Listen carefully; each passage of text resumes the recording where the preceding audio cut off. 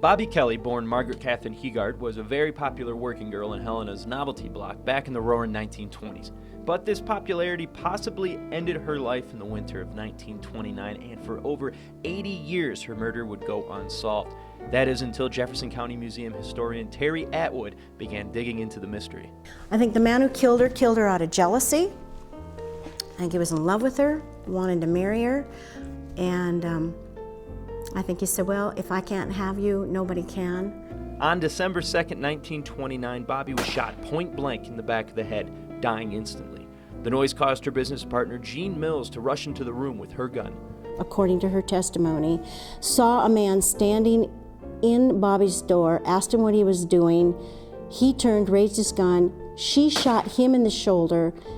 She was then shot 3 times in the face and passed out. Jean laid on the floor in agony until police finally arrived, and when they did, she told them that there were 2 men, one of which looked like Townsend's soft drink parlor owner Nick Jenko. He was arrested but later acquitted because at the time of Bobby's murder, he was playing poker in Townsend with about 20 people. Now, with him out of the picture, police soon lost interest, but the rumors kept swirling. One of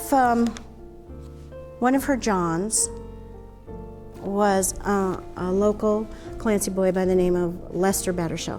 Lester, a chronically ill Marine vet, had apparently been writing Bobby while he was getting medical treatment in Hot Springs, South Dakota. And according to historical records, he arrived back in Helena on December 2nd. Now, Terry believes that Lester went to Bobby's earlier that day and confessed his love. She didn't exactly feel the same way, and he went to go drown his sorrows with his brother-in-law, Douglas Rudio. Heartbroken and drunk, Lester then decided if Bobby wasn't going to love him, she wouldn't love anybody. So he returned with Douglas and killed Bobby. They exchanged gunfire with Jean, and Lester took a bullet in the shoulder and escaped into the hills. I think in his mind, he's just shot the woman he loved. He's got a bad heart anyway, so he goes up this steep incline, gets up there, and realizes he doesn't have much, so shoots himself. So he disappears basically from the face of the earth on December 2nd, 1929. Lester's bones were found 2 years later, not far from Bobby's place, complete with discharge papers in his pocket, pistol with 2 spent shells in his hand, and a bullet hole in his skull. It was misguided love. He was in love with her. That was a sad thing. And Bobby chose a tough life. For MTN News in the Queen City, I'm Andy Curtis.